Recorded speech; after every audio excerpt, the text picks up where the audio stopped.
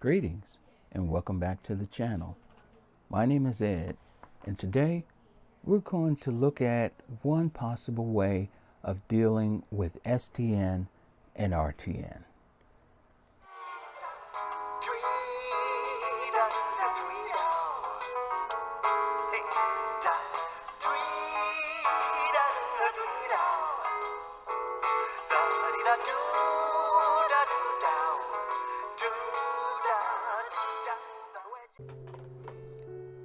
Now, if you've been in the hobby for any significant length of time, you probably have had to deal with the scourge of STN and RTN. Now, RTN is defined as rapid tissue necrosis, and STN, if you haven't guessed already, stands for slow tissue necrosis. Now, the word necrosis meaning death of bodily tissue. So, as it applies to our hobby, this is either the slow or rapid death of the animals in our tank. And in the hobby, it applies primarily to corals, and more specifically to SPS corals. Tissue necrosis can be defined as when a coral loses its coenosarc or skin, which seems to just peel or melt away. Now, STN can vary wildly in terms of the rate of progression.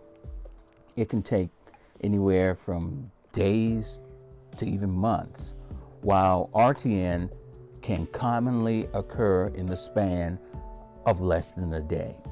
You can literally be enjoying the view of your bright, vibrant color late one night, only to wake the next morning to a completely white skeleton where that same coral was the night before. Now, instability and drastic swings in parameters in our aquarium water can be a cause of the sudden rapid demise of corals, but not always.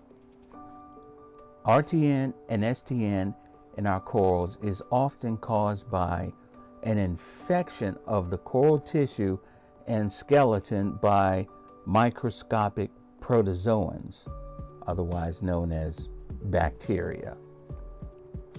Well, ask yourself, whenever you're feeling kind of irpy, so to speak, run down, aches all over, maybe even a fever, you go to a doctor, and what does he do for you? He prescribes antibiotics.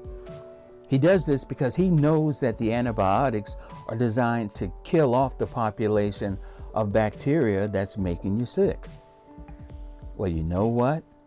We can do something similar with our tanks when our corals start to feel or look a little irpy, so to speak.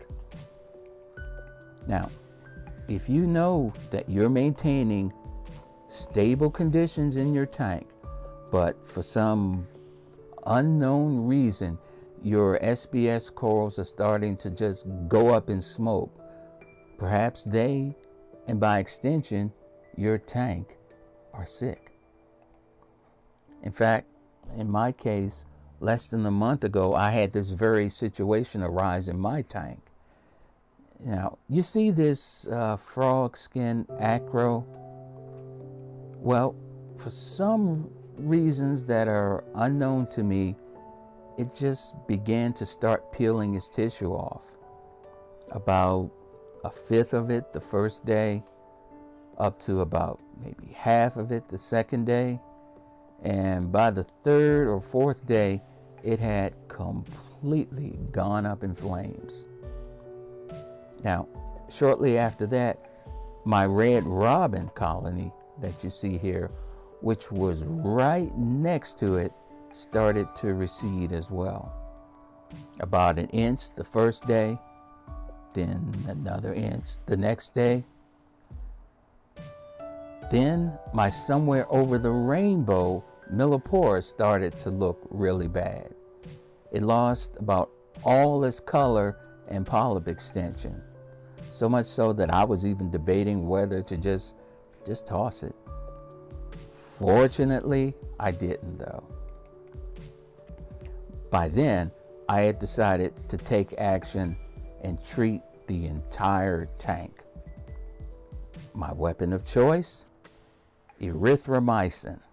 In particular, erythromycin cetyl sulfate.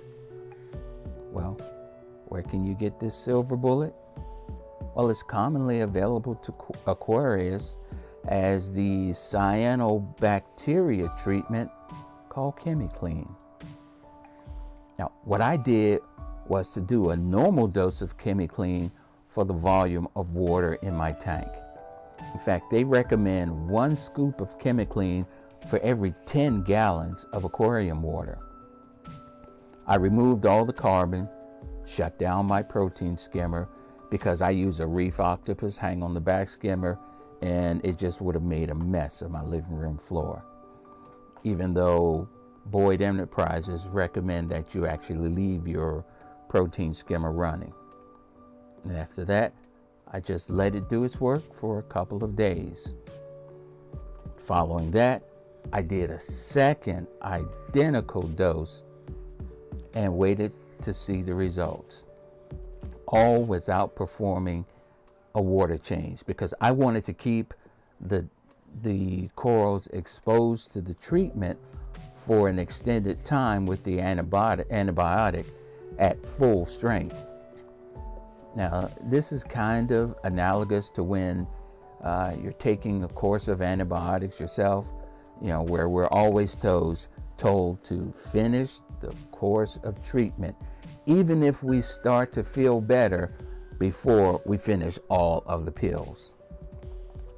Now, in this case, I'm not saying don't change your water after the treatment, just that I chose this course for my tank. And I would also stress the importance of keeping your water well aerated during this process, because a ChemiClean treatment can have the effect of lowering oxygen levels in the tank. So we want to be very careful of that for the sake of our fish. There's an expression that's attributed to Aristotle: nature abhors a vacuum. So after you finish the treatment, please be sure to fill that void left by the eradicated bacteria with some form of beneficial bacteria, such as maybe Dr. Tim's EcoBalance or Brightwell's Microbacter7 or any other heterotrophic bacteria of your choice. But definitely fill that vacuum. See, doing this can help prevent the harmful bacteria from reestablishing a foothold again.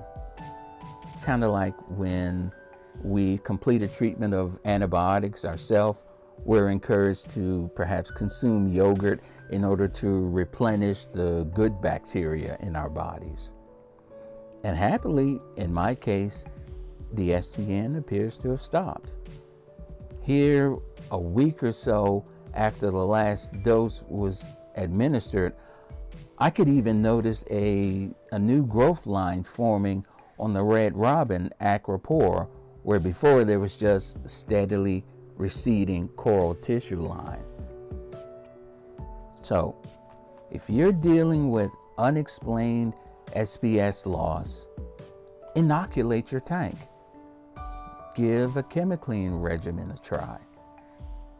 If you meet with only limited success using ChemiClean, perhaps you can try bringing in a heavier hitter like Aqua cipro, which is a ciprofloxacin-based broad-spectrum antibiotic that's designed to act on both gram-positive and some gram-negative bacteria. Maybe you can look at its use from this perspective. If it's good enough to get rid of anthrax, then maybe it can deal with the Vibrio in my tank. Again, your mileage may vary, but in general, I do anticipate positive results for you. So if you really want to keep SPS, but just keep running into mystery die-offs, maybe treating the tank for a bacterial infection is going to be your path for success. Now, I'm not sponsored by Boyd Enterprises, but I do strongly recommend ChemiClean as a product that I believe in. In fact, there's a link in the description if you want to give it a try yourself. As always, if you stayed with me through the video up to this point, I sincerely thank you. And if you found this information to be even remotely useful, interesting, or entertaining, I ask that you please, please, please hit that subscribe button and leave a like as well. Even leave a comment if you want. It will really help the channel to grow. Again, my name is Ed. Thanks for watching and take care.